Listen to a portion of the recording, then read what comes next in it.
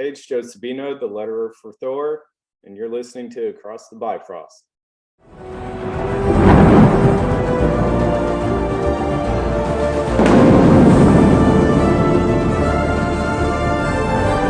Whosoever holds this hammer, if it be worthy, shall possess the power of Thor.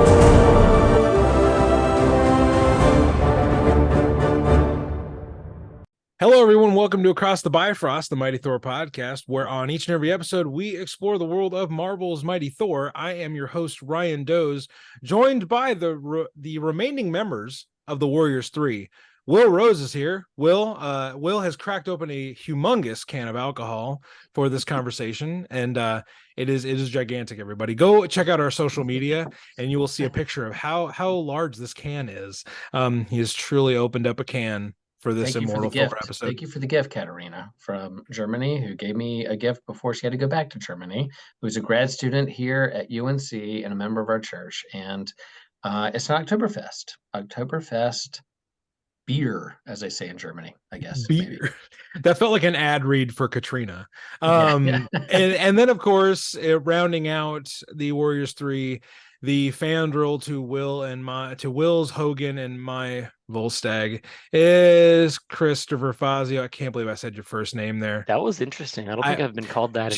You know what, everybody? We talked about names. names. We talked about names on the pregame. So if you want to know why I just dropped Faz's first name, and because I never do that, check out the pregame.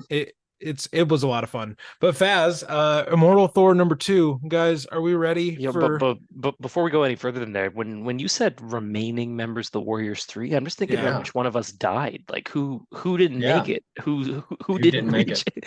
Who are we replacing? Who are we surviving? If we're remaining, there had to be more at some point. There's a Warriors 4, but some guy just lost it. Like someone just had like their head cut clean off at like about a year ago, and we're trying to make it work with who's left. Yeah.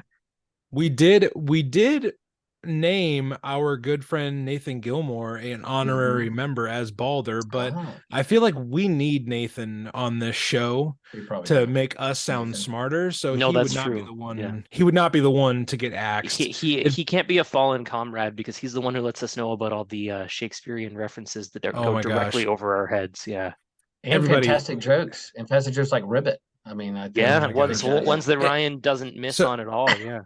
Everybody, in case you are wondering what in the world we are talking about, you should check out all of Nathan Gilmore's appearances on the show, because the man is a treasure trove of literary brilliance and also like nonsense. And there was a time where he tried to do a joke, and I may or may not have been a bad friend. Yeah. And so go check out Nathan's appearances on the show. But today we're going to talk about Immortal Thor #2, guys. So before we actually dig into the issue itself, the hype around the first issue was so big and like it was so crazy. How did the hype of the first one kind of go into your experience of the second one? Will, did you have like this thought of like, oh my gosh, it's going to be as big, or were you waiting for like a little bit of an issue to kind of dip? What was your mentality going into the second one? No, I think it ended in such a way that like there was still a battle to be fought. And within this issue #2, which I will say is legacy number 763. Booyah! 763. Drink your drinks, y'all. If you're doing a drinking game, whenever legacy number. Drink your drinks. That should be a drinking game for us, Will. Within this episode, Thor, it feels a little fatigue, because he used so much power that he has the Odin All-Father's sleepiness fatigue. And don't all of us who work hard jobs and are dads and husbands and partners and wives, we feel that fatigue of the week out. So we're feeling in this episode, in this issue, I felt Thor's pain of like, I'm just tired. No, but I thought I loved that was part of like Thor's story in this episode, in this issue. He was just like, dude, I worked hard. I'm tired. And I'm like, I'm feeling you, man. I'm pretty tired right now. But no, I'm feeling the when we talked about Immortal Thor #1, I talked about feeling immortal. And this time I'm feeling the Thor force. And at the end of this, I was a little tired, but no, it was good. It lived up to its hype. I was ready for this battle to keep going, and more of like the little things that Al Ewing sprinkling in about like the legacy and these plot threads. I was just as impressed with this issue as I was with number one. So the number one was a good reboot, reset. This one kept the story going, and I was all in. And we'll talk more about the art and the little Easter eggs throughout. But Oh yeah, I'm just as impressed with this one as I was with there was no like hangover fatigue with this one for me. Even though Thor is feeling it halfway through this issue, I wasn't. Yeah. Faz, what about you, man? Like, what was the mentality going into number two, knowing that, like Will said, like we got to finish this battle, but also like we're still in the middle of laying down foundational plot threads. Man, it was the longest month of my life. Like, just so long. We told Martin that. Yeah, like it was an obscenely long amount of time, and then again, it's definitely not Al or Martin's fault, but the fact that it wasn't a double long issue like the first one meant that I was left with more. I need more, and I gotta wait another month to find out what happens next. Oh my god, this comic run is gonna kill me. It's gonna kill us. I've loved a number of runs. I came to comics late enough that I had all of Jason Aaron available to me at the beginning, and I had I think 12 or 15 Donnie comics to get me going when I actually finally got it. This one starting at 1 and only being 2 in a full 2 months. How do you guys do this every time there's a cool new comic issue? Yeah. Oh man. Honestly, to piggyback off that for a second, Jason Aaron's run was torture. I'm sure, because it was absolute freaking torture. The whole time I was like, thank God I can just read the next one. Like, what would I have done if I had to wait a month to see what happens next? And I came in at the beginning of like I read God Butcher, but I read God Butcher as a trade. I don't think I've ever specified that. I read that as a trade after it had all come out. So I read it as an experience together, but then I jumped in when Dodderman started with the Jane Foster like becoming Thor arc, and I was like, I don't know who Thor is. Like, I don't know who this new Thor is. And it was, I mean, honestly, from that point on to the end, it was like, this may be the death of me, because I don't know if anyone's familiar with this. Jason wrote a few issues of Thor. Around 100, I think. It was more than that, like 100, because I read them all recently in that row. It's like 116 or something if you include War of the Realms. That is bonkers banana pants. Like it's and I will say that like it's analogous to like how we stream our TV shows. Like I collect comics monthly, and then the issues that I miss, I'll do trades and I'll catch up on things I haven't. So there's like, there's 6 to 12 issue like graphic novels you can like just binge, and then there's ones that you like wait month to month to read and see what's going on. In the same way, like there's things that drop on like streaming services that all seasons you're like, cool, I'm gonna go all the way through. I binged all the way through Succession, and I was like, man, every night I was ready to go. But then there's things like you have to wait every week, like Ahsoka and other things like. But a week though, Will. A week passes. And then a month back in my day, we had to wait a whole season to see what happens in Lost, like after a whole summer. Yeah, but that's at least weekly 23 times in a row. We had to wait a whole summer to see what happens. I would gladly take 23 weekly issues of Immortal Thor and then 4 months off in the summer. That is a deal that I will take. Martine, wherever you are, I know you're listening. Yeah, Martin, you're not busy. Okay. You can do that, right? You could probably pull that off for us. Right? Pull that off. 50th issue. He's still Joe Sabino's got nothing going on. He doesn't letter and add graphics to a billion. Literally comics. Everything these days. Yeah. Come on. Guy but would go. Again, I'll go back like how we consume our story media. Like I don't want to divert like us talking about this issue, but like I love that there are breaks, so we can't binge all the way through the whole story, but like to wait to see how these stories happen so that we can marinate on it. Think about it, speculate, reread it a couple times. Read it a couple times, see what happens. Like, oh man, I wonder what's going to happen next. Like that waiting is good. Like we're in a kind of immediacy culture. Like I need it now. Stream it. But like waiting a little bit, waiting a few weeks. Like that's why I love comics. Like I go to my weekly comic book store to see what's in my pull list and then see what's in there to see what's going to happen next. So yeah, like I'm glad I have to wait to issue 3. Such a good commentary. Well, and to jump on that for 1 sec too, Will, like for every issue like this where we have to wait every month for the new Immortal Thor, there's things that we didn't even know were going on that have then just completed and you can jump into. Mm-hmm. I didn't realize that the Loki miniseries was a miniseries. I thought it was going to be like a 25 issue run. So issues. I figured I'd jump into it eventually. And then like Ryan was telling me and a couple of our patrons and a couple guys in the Across the Bifrost Discord, by the way, join that if you want, guys, it's great. We're like, oh, this Loki thing was awesome. What a cool miniseries. Glad it's over. And I was like, what? It's done? Give me 30 seconds. And I ran to the comic book store and I got all 4 of them and I read them in an afternoon. And I'm now very happy that I did, right? So yeah, that's like for every standing order you have of a run like Al's, that's going to go for the next 70 plus months, God willing, 70 plus years. We've got things like that are a 4-month miniseries you didn't even know were going on that you can then read and hold you over for a little bit. Will be 120 with an augmented reality and looking great. Neuralink looking like he's 26 years old because of all the surfing. Exactly. Gentlemen, speaking of Immortal Thor number 2, we should jump in to the story proper. We have pre-gamed adequately. We have prologued our thoughts, and I'm going to give you the overview, and then each of us will just zoom in on a few of the things we really enjoy. And if you've been used to us covering new episode or new issues of Thor, you kind of know what each of us kind of enjoys, but we will definitely hit those things because we are anything if consistent. So we start this issue with a flashback to Odin acquiring his wisdom by gouging out his own eye and sacrificing it to Yggdrasil. And it was very cool. Just a great callback to a Norse mythological story. And then we jump forward to Thor fighting Toranos. This giant Will fighting the city of Toronto. He's fighting the city of Toronto. That probably wouldn't take long. And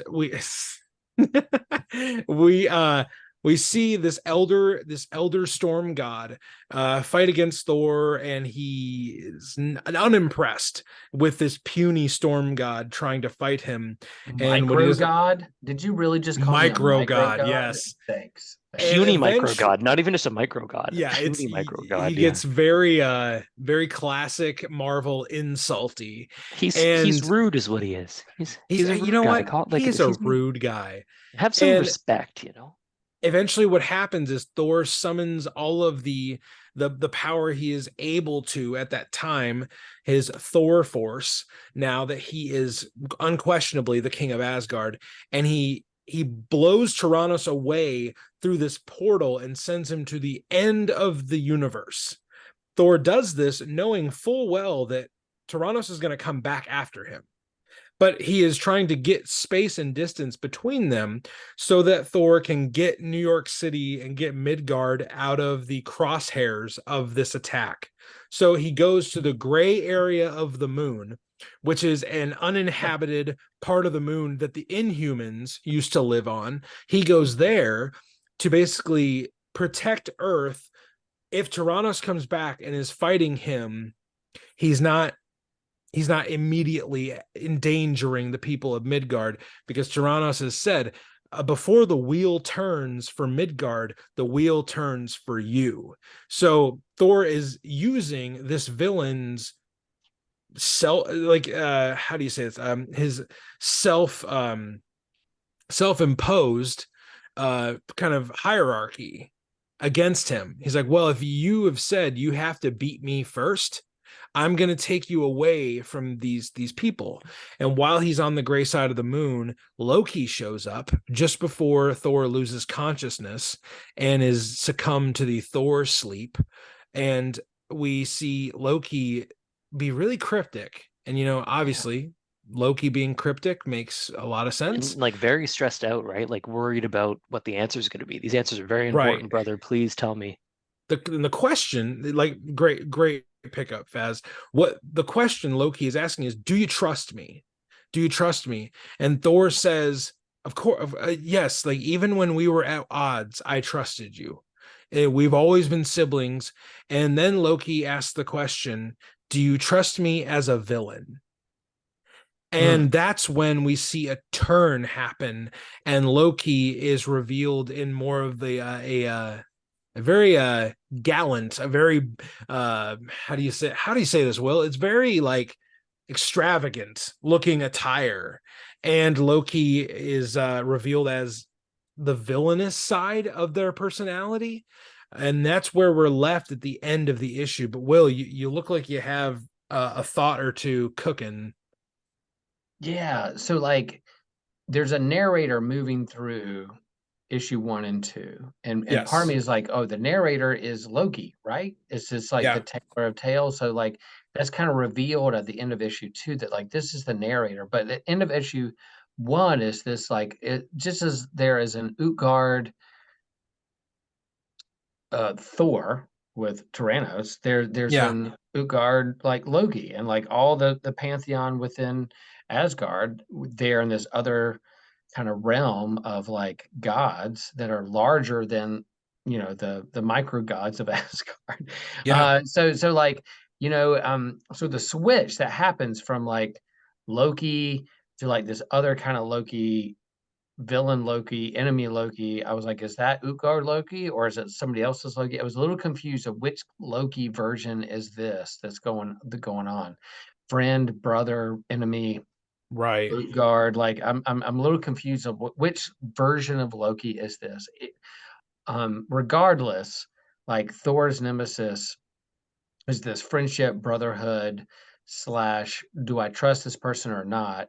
Loki. And so that's kind of behind all this. And so that for me was a little confusing, but in terms of the narration and the epicness of this book that's being laid out for us of who Thor is, has me intrigued of like again the legacy of who Thor is, and now he's the All Father, but he's fatigued. And again, I resonate with like, are you tired?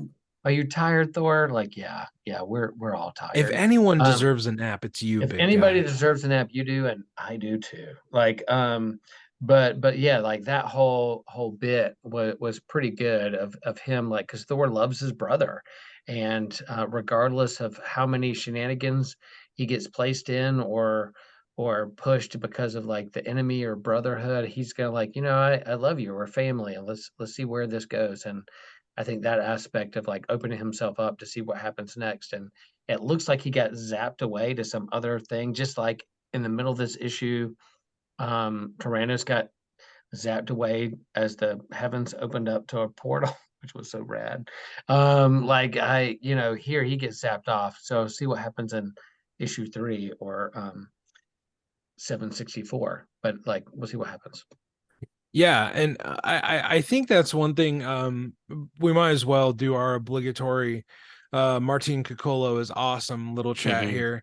I really loved how Martin brought the conflict of Thor and Toranos to a close with the portal and the giant storm god being sucked through the intergalactic like opening there. I loved that, and I loved how he brought the hammer to life with the big lightning strike coming out of it.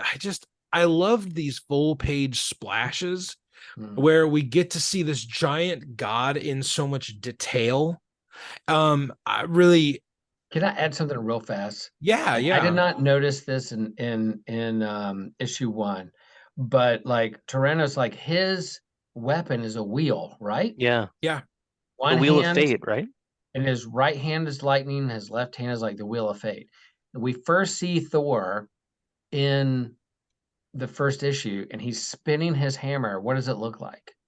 A wheel. It looks like a wheel. And then there's like this panel where like Thor has these thought bubbles going on, and the reflection of the lightning is on one side of his body, and he's spinning his hammer. It looks like a wheel, and just below, looking at it right now, it's so good. And right below is like holding the wheel, so that they both have wheels. One's a hammer, one's a wheel.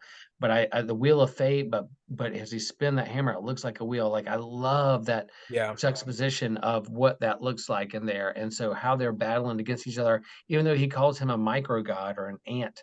god or god of the ants. Like he still wields his own wheel and his own power and his own lightning, his own storm, to open up a portal to suck him through that.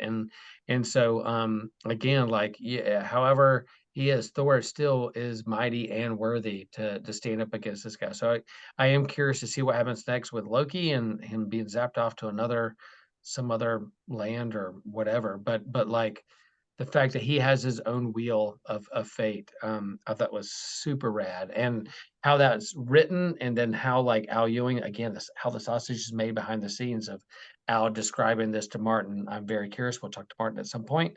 But like, yeah, is that intentional? The spinning hammer looking Oh, I'm like sure it's wheel. intentional. Yeah, Everything yeah. that Al It is. does has a It is purpose like that. Yeah.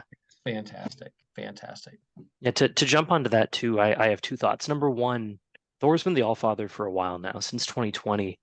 Yeah. And it's nice to see the effects of using the Odin Force or the Thor Force here. Like we got it a little bit in Donnie's run, but I think it was only after the like biggest of big uses he's ever had, instead of just this time he's just been awake too long. And they've kind of been planting those seeds for a while that, like when he reforged Mjolnir, they were like, "You sure want to waste more Odin Force right now? Because like it's been a while. Like you should probably nap, my friend." And he's, what's the worst that could happen? And then an elder god of the universe comes in, and he's kind of screwed.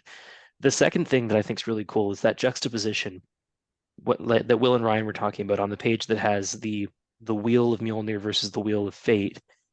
The way that Martine is showing Thor kind of lightening up, the god of the storm, the usual way in the other versions, you'll see kind of lightning bolts coming out of him or attached to him, right? And that looks really cool. But in here, it's a shading thing. He did it in the first issue with kind of one eye being shaded to kind of pay homage to losing his eye for wisdom.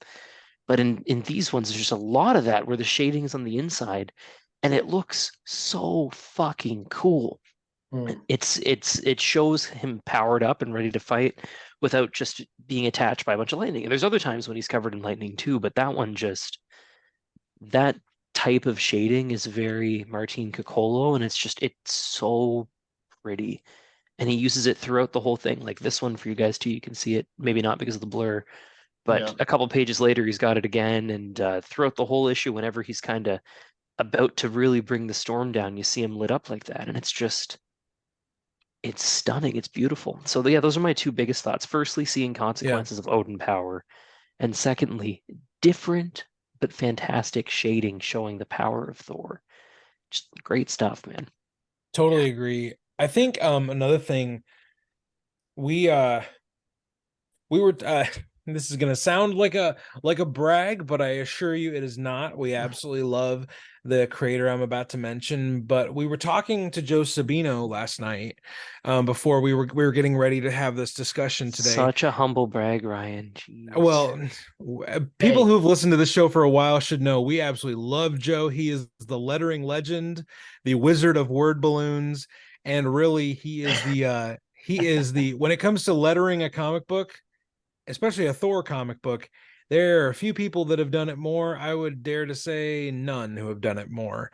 And we know half the creative team on this book. Which is kind of cool. And they're all fantastic. Like, but we asked him, we all had kind of a similar question. What's it like to do so many word or thought balloons now? Because thought balloons are kind of a rarity now in mainstream comics.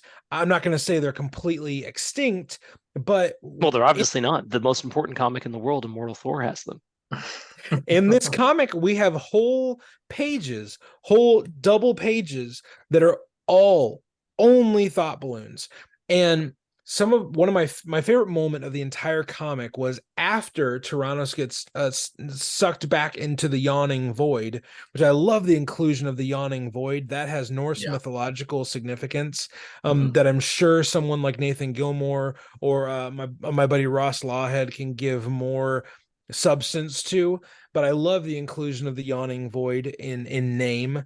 My favorite moment of this issue is when Thor is on the other side of the conflict and he's looking at a New York City that is burning because of the conflict that he has just been a part of.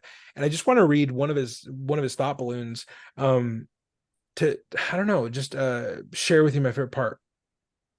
This mortal city was caught in Toranos' attack. Even from here, I can see the devastation. How many are dying? How many lay dead? Toranos came here because I was here. He admitted as much. Before the rest of Midgard, his wheel must turn for me. Who would I be if I simply flew away from what he wrought in my name? And then over the next few pages, Thor helps rebuild, undo all the damage that has been done.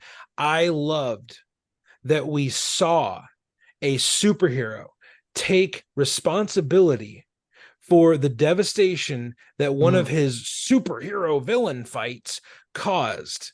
I love that we're not seeing that off panel. We're not just assuming damage control came along and fixed it. We're not just like, we're not sweeping it under the rug. Where Thor is thinking through the consequences of this conflict. He's thinking through the people that have died that he can't bring back. He's thinking through all of the ramifications of what has just happened, as opposed to in a I'm going to respectfully, I'm going to say in a less nuanced writer's hands, we wouldn't even be talking about this. We wouldn't be talking about Thor thinking through the ramifications of New York being devastated by this attack, the Statue of Liberty being decimated, people being wounded and under buildings. In a less gifted writer's hands, we wouldn't have even mentioned it. He would have just gone on to the next thing. I loved that part. I love that space and time was given to Thor thinking through the ramifications of his actions. Guys, did you have any other? That just shows why he's worthy. Again, like that growth into worthiness and thinking through, and that goes back to the first issue of like his care and love for Midgard. Like he goes, the Rainbow Bridge is I guess restructured and put back together by Loki with a ominous kind of like weird silence from him of why he's doing it. But then he goes to Midgard and he's so excited because he's playing chess with people, he's helping people, he's doing bank robber stuff, taking photos with me. Yeah, you're getting photos with Faz cosplaying like that. Yeah, obviously that's what's going on. But then he's mindful and thoughtful of what's going on. And as Toranos is like, like micro god, ants, like you're a god to the ants, like you're the smaller people, the small and the unnoticed and the unworthy. He's like, no, they deserve a hero. I'm here for them, and Earth matters. So like this place matters. So he's gonna do something to help that. And I love that part too. Like again, spinning his own wheel and his own immortal like wheel of fate, he's helping draw back and repair things. He does. He refers to himself as, I am Thor Odinson, Skyfather, Midgard's own son. Yeah. I loved that. Loved it because it speaks to his duality. I love when Thor's duality is brought into a story where I am completely Asgardian, but I am also completely of Midgard. Like it's the and also maybe completely of the Phoenix, right? But we don't really want to reference that too much. Yeah. Jason Aaron's fever dream. It's canon. I read it. I know. It's just like it exists in that murky, like, what do we do with this? But it's definitely made me buy a comic. We'll put it that way. But Will, you and I having history, you having current experience in a spiritual position as a minister, me being the a former Roman minister, Catholic doesn't have religious experience. I was getting to you. I'm so offended. I was getting to you, listeners. This is just more Christians putting down Catholics. We see how it is. I wasn't. It's okay. Oh my God. Ryan, you're holier than thou. That's fine. It's all right. I'm gonna have to deal with that on my own. And then our resident angsty Catholic, all three of us are at least in some way familiar with the duality of Jesus Christ in the for Pete's sake, Will, I'm gonna forget it. Familiar. Hypostatic union. There we go. I passed my systematic theology class. But the I'm ready the to pounce. completeness of both sides. I love when we get to see that in Thor. There's other superheroes that do this. We see it in Superman a lot, where he is of two worlds. And I was I gonna just say it's very Superman. it's very Superman. I love that Thor is that character in this comic where he refers to himself as the king of Asgard, and in the same sentence, he's like, "I am also a son of Midgard." I love that. I love it so much. And we saw that in issue 1 with like a cape flying into Midgard. We all of us were like, man, this has Superman vibes all over it. But then again, like what you're talking about, like Catholics are the OG. Like, yeah, let's do it. Incarnational theology, like to become incarnate, to become of the flesh, to become one with those who you are with and walking alongside of. Like that's what Thor is doing. He's becoming incarnate, walking alongside, and he has a heart for and will draw them unto himself. So like interesting, like what's going to happen with this like dark realm of this like leveled up dark realm of Thor and Loki and Yeah. Gaia or whatever, and then like he's zapped away by like evil Loki. Like again, like where is Midgard in the midst of all this, caught between this kind of like chess game between the gods? And again, like there's differences within Christian theology and other theology, but again, like this is a mirror or holds up a way for us to think through like what is our place in the universe, what does it mean to be human, what gods are worthy or not, are great questions with Jason Aaron, who's not a believer, who raised a question that is like super legit, like what gods are worthy or not, and what games are we playing, and what games are worthy or not to be played. So yeah, I love it. I love it all. And that's why we read these things. It's fun, it's entertaining. Like I love the art. I love the aspect of the panel to panel. But again, like these comics draw us into some deeper questions of who am I? What's my place in this world? What does it mean to be human? And what gods are worthy or not?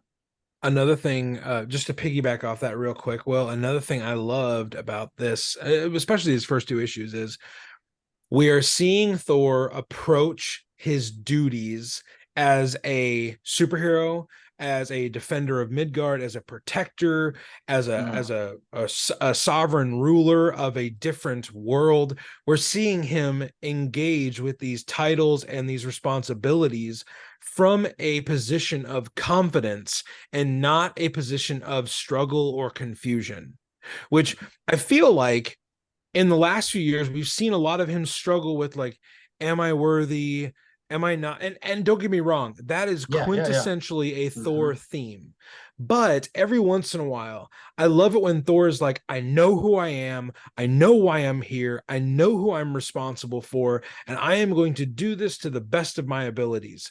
And I feel like we see that in this issue. We saw it in the first issue, where when he was going around New York City helping all of these disenfranchised groups, and then we see it in his fight with this elder storm god of like, dude, I like you can talk down to me all you want, I know why I'm here, this is you are on my territory, you are attacking my home, my chosen people, you are attacking them, and to do that you have to go through me. Well, fine, dude, we can do that if that's what you need to do, but you are not attacking my home again.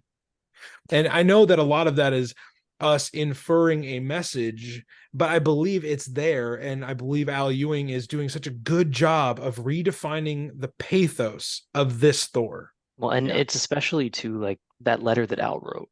This Oh, Thor it's so good. he's not a brooding, sad, questioning Thor. He's sure of himself. He's happy and he's here to protect. It's really like, so look, listeners know we love Donny Cates. We love the Donny Cates Thor run. Yeah, no shade, no shade to Donnie's run. But this one feels like the spiritual successor to Jason Aaron. If Jason Aaron was about what does it mean to be worthy? What does it mean for me to deserve this power? Am I the right person for the job? Am I truly a worthy God who can lead these people? Al Ewing's answer is yes, I am that. I've struggled with these things. I've made the decisions. I've become the All Father.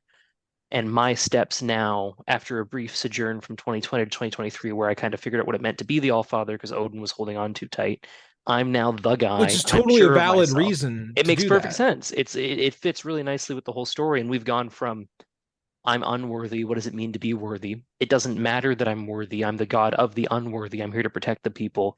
What does it mean to actually be king? Now I am king. I'm sure of myself, and it's time for me to face my greatest threat yet. And in the midst of all that, he's like fighting, like he needs a nap, but he's not going to take a nap for his people. Yeah. I love. Does Like, Asgard I get to need a nap? Asgard doesn't get so to nap, so I bad. don't get to nap either. Yeah. I don't need a Asgard nap. might as well just be full of construction workers who with can how relate? often it gets destroyed. We can all There- relate. Like, I need There's a nap, another but I'm thing not gonna take it. in there of Faz. I love how you broke down the most recent runs and kind of the overarching themes that we gleaned from them. Obviously, writers have an intention for the things they create, but what's great about that is no matter what their intention is, we are going to get different things out of them because we bring our experiences to these comics. We read our own stories into these issues, these chapters of a grander story. And I think for me, to piggyback off what Faz said about Jason's run being like, what does it mean to be worthy? Am I worthy? And then Donnie's run of like, okay, I'm figuring this other part of my being out while the predecessor is still holding on to what was once theirs. I have loved that these first two issues for me have answered the question of, I know I'm worthy. How do I hold that worthiness? How do I use that worthiness? How do I embody that worthiness? And I love his optimism, his confidence, his hope. I love the hope that this Thor embodies. And it makes me wonder where we're going with this elder god presence, this more villainous leaning Loki presence. There is a lot of, like we said earlier, there's a lot of threads being laid here. And if any of you listening have read an Al Ewing long form Al Ewing story, there will be threads that we may even forget about for a while, and then it'll pop back up and be like, genius. Didn't even see that coming back in. Oh, right. And he said that in episode 3, and we're on 22 now or whatever. And I think that is one of the pleasures. It truly, like, as a comic book fan, it is a pleasure to be along on this journey with Al Ewing, giving us a map to follow in his story. And obviously we love Martin Coccolo artwork. Matthew Wilson is the coloring god. Like, you know, this is an insane team, this creative team. Like, we can't talk enough about how amazing this is. Like, if you look at, and we've talked about this on previous covers by Alex Ross, like we Alex Ross about that covers yet. Like, if you look back at the last 10, 15 years of main Thor book creative teams, it is a murderer's row of creative Hall of Famers. And I'm not even saying that because I'm biased and I'm a homer. Literally, Eisner Award-winning members of these teams. To be fair, we are also homers for these people. We are completely homers. Completely homers. And those of you that maybe are fans of the Hulk ongoing series, you're seeing that with Nick Klein right now. You are spoiled with Nick Klein art every month. And like, I see those covers and I'm like, that was our guy for years. If you've read Donnie stuff, like, Donnie's had a rough last few years. Like, if you've looked into any comic book news, you know that. And I legitimately wish he could have been able to finish his story. Yeah, I wanted to know what the end of his story was going to be under his own power, like under him getting to steer the ship the whole way. Obviously, we love Jason Aaron. Like, that's not a secret around here. Russell Dauterman. See you at New York Comic Con, Jason. Super fired up. Yeah, like Esad Ribbit. Like, just again, we Esad say all Ribbit? Yes, Nathan, it was funny, and I was a shitty friend. Like, look, Nathan, I know you're listening right now. The response that Ryan just gave for me calling out your joke was more than he gave you, and you deserve better. That's all. I just want you to know that you deserve better. It was a good joke. I pretty much devoted. Will and I loved it. I pretty much devoted a whole bonus confession. episode. Confession, I was on the episode too, and it went right past over my head Oh, too. William. All right. Well, Nate, you've still got me. I'm proud of you. I wasn't there, right, Hold Ryan? on. You wait till right now to throw me under the bus. Everybody, we're done. We're done. I can't work like this. But all that being said, we love this creative team and we cannot wait to see where they take this story. Professionals that we could not trust more with a grander epic. Like this is going to be a big epic saga. And we know because Al's done it before. He's done it. If Immortal Hulk was the Old Testament, what is Immortal Thor? It's his New Testament. Al Ewing said it himself. So in the Patreon episode for this one, we did more swearing than we've ever done, and in the actual real issue, we've been talking about religion way more than we ever had. So much swearing in the beginning, so much religion in the actual episode. It's a very interesting combo. Just so you guys know, Patreon's where we get messy, and there's the main line is between the two. Same God between both. No, I'll just also say, like, I am collecting like single issues, but I can't wait to read this as a single graphic novel. Like when this comes out as like a softback, hardback graphic novel to read all the way through in one sitting is gonna be super fun. Like I love as we talked about, like the angst, but also the fun of waiting to the next issue is fun to see what happens. But man, when this comes out in graphic novel form, I can't wait to grab it and put it up on my shelf and geek shelf. So it's going to be there. So guys, we got into the end of Immortal Thor #2. Any final last thoughts on this before I feel like we have given this book as much love as we have in our hearts tonight. Will, do you got any final thoughts about this book? Other than I know that Martin has shared, like, he's put his heart and soul into this art, and yeah, it's not just because we know him and love him and he's a great dude, but like in terms of the art, like from panel to panel, from spinning hammer to the next lightning bolt to the reflection to the different version of Loki, like, man, talk about like working your fingers off. Like it's so good. And then the resurgence of the thought bubbles, like, yeah, that's a big part of like ancient back in the day comics to hearing. But I think it's because there's a different narrator. Usually the thought bubbles aren't a part of modern day comics because the character who's like at the forefront and thinking is in the narration and narrating the story from like the first person point of view. But this one, we have a different narrator who's documenting what's happening in this epic tale of the god of tales and telling the story. But yeah, we want to know what's in Thor's head, so there's thought bubbles in there. But all that, it's a classic throwback, but also a modern day comic all in classic Thor adventure.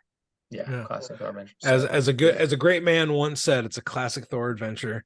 Faz, do you have any final thoughts on Immortal Thor #2? Yeah, just that to kind of quote the book a bit and to paraphrase, the wheel has turned, and the way that Al and the way that Martine and the way that Joe and the way that Matt are moving this, we've got kind of an equal balance so far of crazy fun Thor action and groundwork being laid for a deep, long story.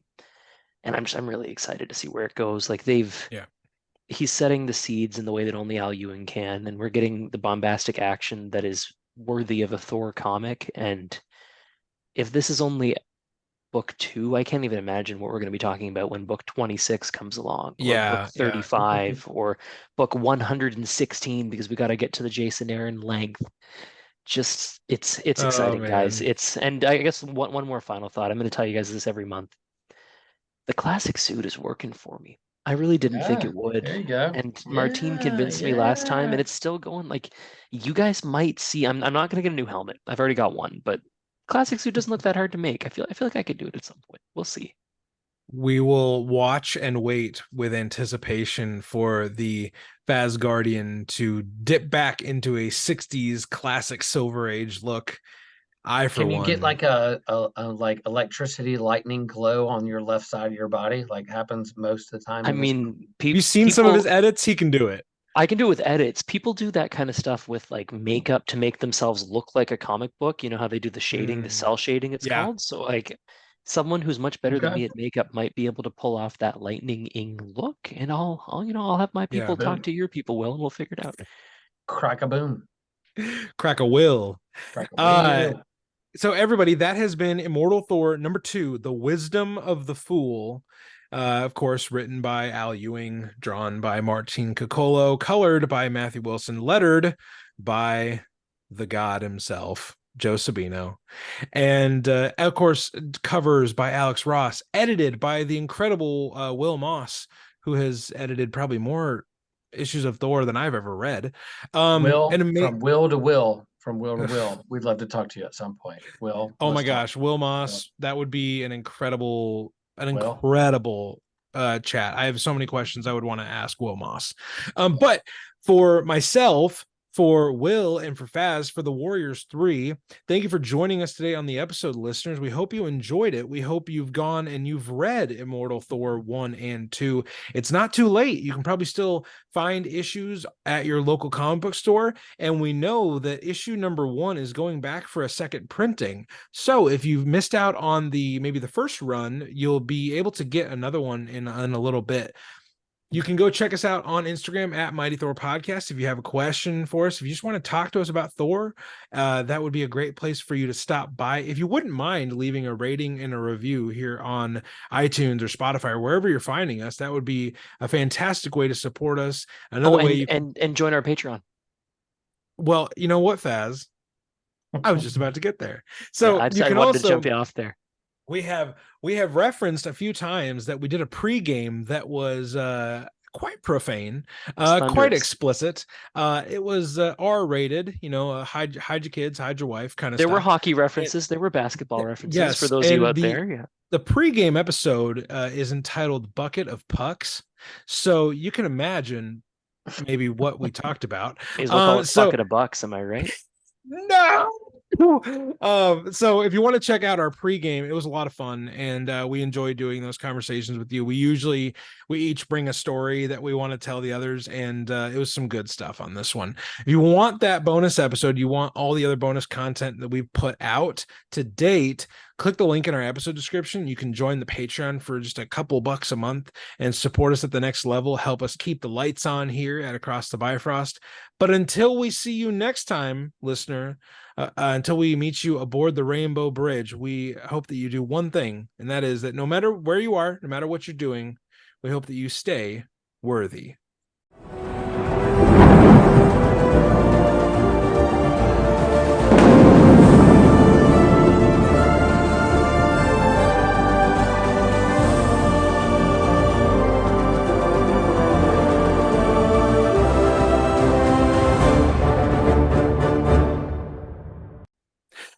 Ba-da, ba-da-bum, dun, dun, dun, dun, dun.